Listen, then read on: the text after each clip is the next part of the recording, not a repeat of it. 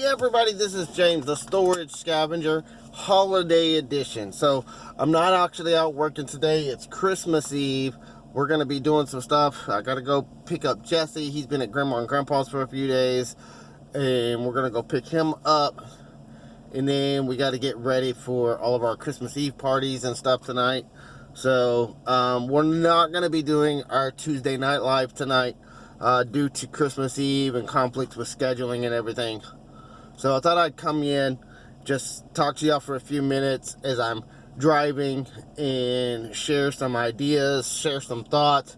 I really want to share the reality of what we're doing and how things are really going with us. And so today I'm going to share what I think are 5 huge mistakes that we made starting our business that have gotten in the way, that have kind of hampered our growth, and that are essential if you really want to build this business, if you really want to make this a full-time income. There's 5 major mistakes that we made that are getting in the way of us making the income that we really want. So I'm going to share those with you today as I'm driving to San Antonio to pick up Jesse.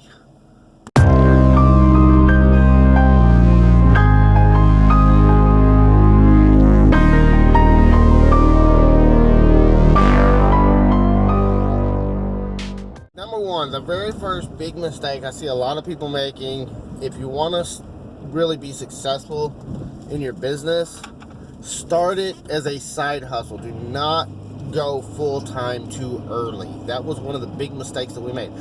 I needed to get out of my job, and there were some reasons why I had to leave that place.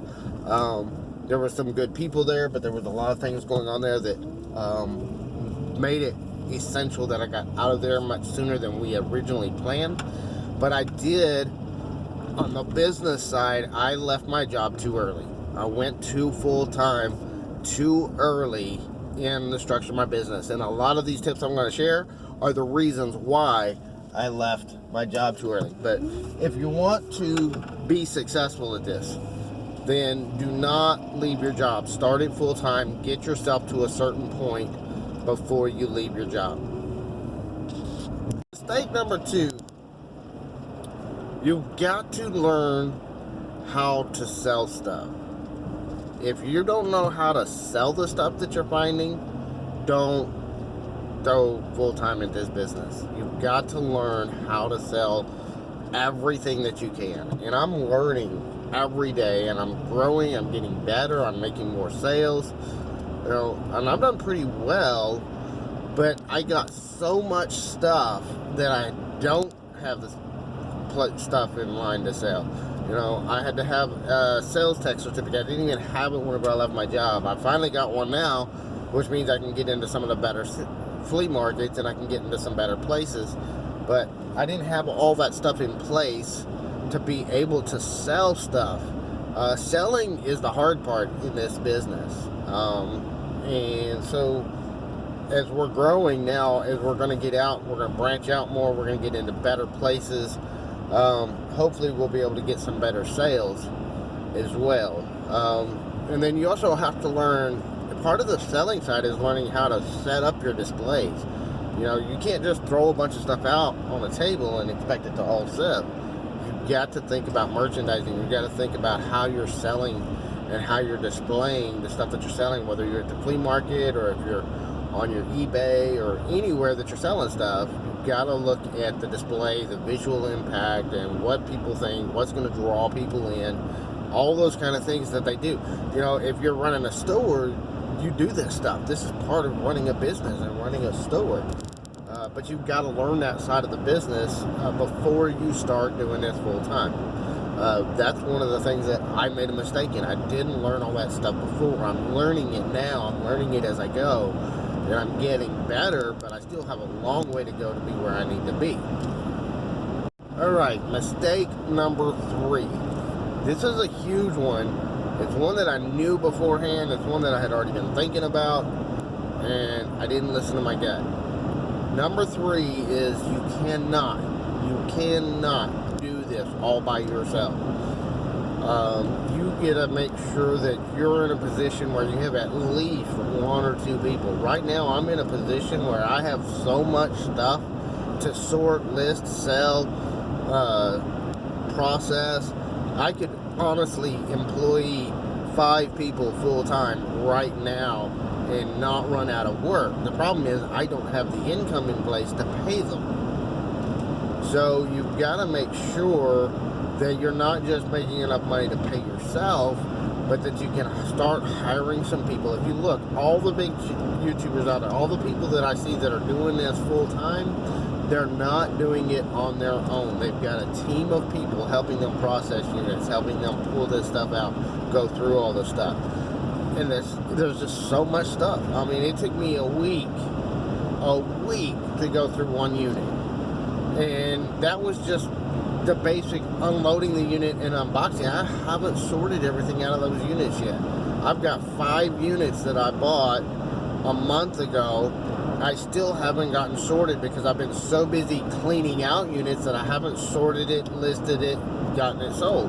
Now, I've gotten a few items already listed. There are a few items I've already sold out of each one of those units. I've actually just almost made all my money back on all the units that we bought. So I'm getting to where we're into profit on everything. But at the same time, we've spent so much time. I'm spending so much time, and then especially with Emily and her getting sick, Jesse, and everything going on with the kids, it's been really, really difficult for me to consistently work every day the kind of hours I need to be working to pull this off. If I had a team of people behind me, if I had other people helping me, and then I would be able to knock it out a lot faster. The other thing is, you're gonna get, no matter what, I'm looking for units without big furniture, but no matter what, you're gonna get furniture. And guess what? That furniture is so much easier to move if you've got a second person there. I would recommend, before you go full-time in this business, you're paying at least one person full-time to help you. At least one person.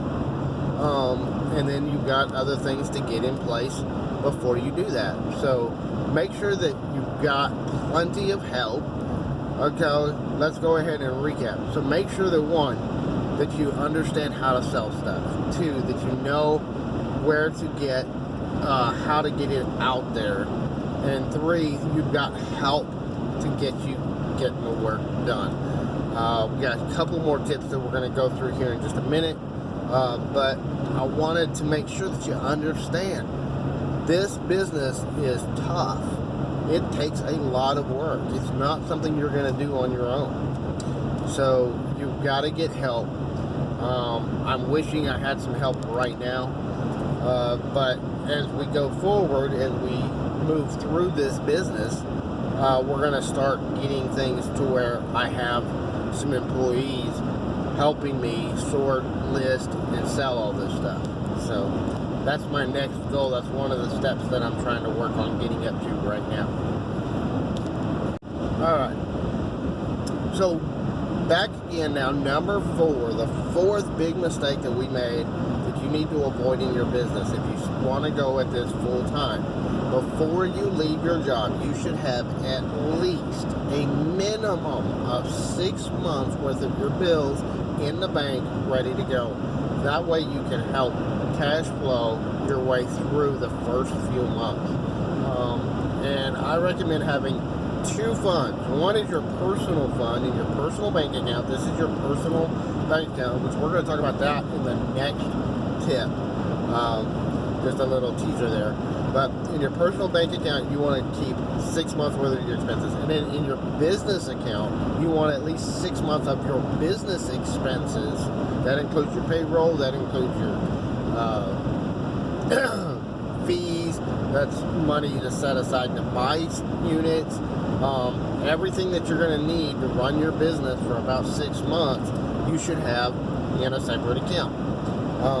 That's going to help you as you start going through this, as you start getting yourself out there and you start building your business, having that emergency fund is going to give you a sense of relief that you don't have to instantly make a profit. It's going to motivate you. It's going to help you to be more relaxed and easier in running your business. For me, when we left my job, we had a few months set aside, but we burned through it quick. We burned through it pretty quickly, and part of it was because of the last little bit we didn't do.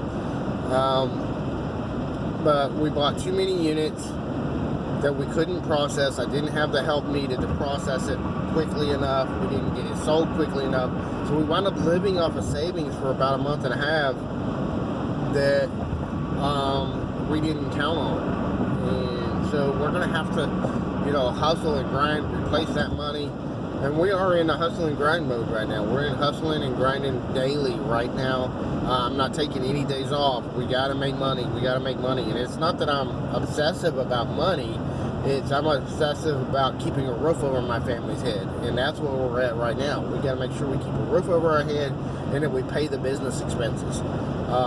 When we talk about, making profit off of these units, you got to realize we're not taking into account every single business expense there is. There's other business expenses that we have to take care of. We spend a lot of money on gas, driving around back and forth, picking up these units, delivering stuff, and we've got fees. Everywhere we go, there's going to be fees involved in selling this stuff. Whether you go out to the flea market, there's fees for setting up a booth out there, plus the gas to get it all out there. You've got fees involved in listing on eBay, Amazon, Mercari. Everywhere you go, there's going to be fees involved. So you're going to have some business expenses, and those have to be taken into account. If you're doing online, you're going to have shipping fees. So make sure you have a good handle on what it costs you to run your business and have that money set aside for at least 6 months worth of your expenses. And it's going to fluctuate, but kind of you'll get a base average. Again, this is why you should do this. I would recommend really staying this as a side hustle for at least a year. We didn't do that. It's one of the big mistakes that we made was going too fast, too early in my business to do this the proper way. So that's why it was the very first one of these mistakes I brought up was don't leave your job until you're ready. You should have at least all these things I'm talking about should be in place before you leave your job and do this full time.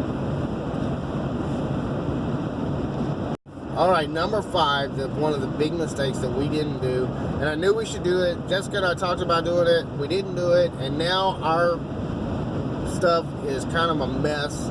Kind of like everything else, it's just kind of a jumbled mess, and we're sorting it out right now, getting ready for the end of the year, getting ready for next year, and trying to get ourselves better set up going into the future. And that is, you have to separate your personal finances and the business finances.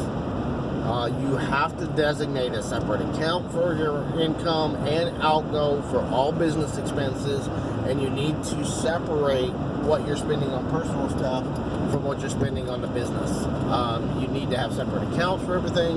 You have to have a separate budget for everything. It's all got to be, and if you're paying yourself, you actually cut yourself a check from the business to yourself. If you're taking money out of the business, if you're going to put money into the business, you take whatever you're going to put into the business, you put it as a deposit into your business account so you can track, okay, this is personal money, but we invested it into the business. This is business money that we paid ourselves out of the business. You've got to keep that separation between your personal and your business finances. You've got to get it all straightened out. Your tax guy is going to absolutely hate you if you're a jumbled mess like we are. So that was one of the mistakes, and we had talked about it. We knew we needed to do it, but we just got caught up in running around like a chicken with our head cut off. We spent the last 3 months just running around like chickens with our heads cut off, honestly. And now we're paying the price for that. And so I don't want you to make these same mistakes as you build up your business. That's why I shared all these tips. And I got one little bonus tip that we're going to share here for you. here in just a minute. So this is kind of the bonus tip. Bonus tip number 6 out of 5. But this is the bonus tip. The bonus tip is going to be simply don't bite off more than you can chew. That was one of the huge mistakes we made last month. I bought 5 units and I've spent the last month doing nothing but cleaning out units. In fact, this is probably one of the best times of the year for me to be pushing sales. And I sold some stuff. We sold quite a bit of stuff. We were selling stuff out of our living room. I sold quite a bit of stuff on eBay. In fact, just shipped a whole bunch more stuff off this morning. But we didn't push sales during quarter 4, which is the biggest, busiest, hardest, easiest time of year to make some money in your business. And I was so far behind on cleaning out units that I didn't get out there and hustle and grind on sales. So you've got to make sure that you're not biting off more than you can chew. Again, this kind of pulls everything together. Make sure you're not leaving your job before you can't afford it. Make sure that you're in a position to have assistance when you need it. Don't buy more units than you can process. All these things I've been talking about lead up to this. Don't bite off more than you can chew, especially when you're just starting off in your business. That was one of the mistakes we made. Now I'm going to spend the next month playing catch up instead of getting out there and treasure hunting and buying units. So I hope that these tips are going to be helpful to you as you go in, you start building your business, you start doing the things that you want to do to help improve your life, improve your family. Anybody can do this. I'm not the smartest tool in the shed. I'm not a genius when it comes to business. I'm not a genius when it comes, I'm learning all this stuff every single day.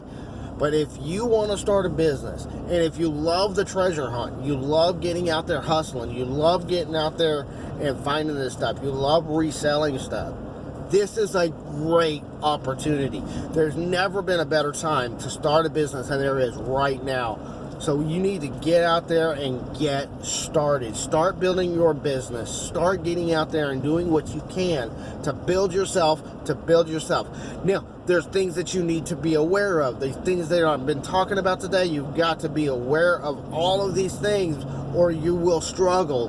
We've struggled a lot, but you know what? I've had more fun than I've ever had in my life. I'm doing a great job. We're making progress. We are paying our bills. We are getting some stuff together to improve. But this is going to help us to scale and grow our business to a level that I'll probably, my goal, my projections, and the things that we're looking at right now, I'm hoping to at least double or triple my income within the next 6 to 8 months from what I was making before when I was working at the prison. And that's huge for us, you know. I mean, doubling or tripling your income within a 6-month period. That's something you can't do working for somebody else. You'll only ever get there if you go to work for yourself. This is a great business. It's a great opportunity. And if you're willing to work, if you're willing to grind, if you're willing to get out there and do what you can to not only serve yourself, but to serve other people, then you can make this into a huge business, and you can make this into something that you can be proud of and that you can leave to your family. So I hope that these tips are helping you out. Thanks for joining us here at the Squirrel Scavenger. We'll see you next time. Have a great day, and Merry Christmas.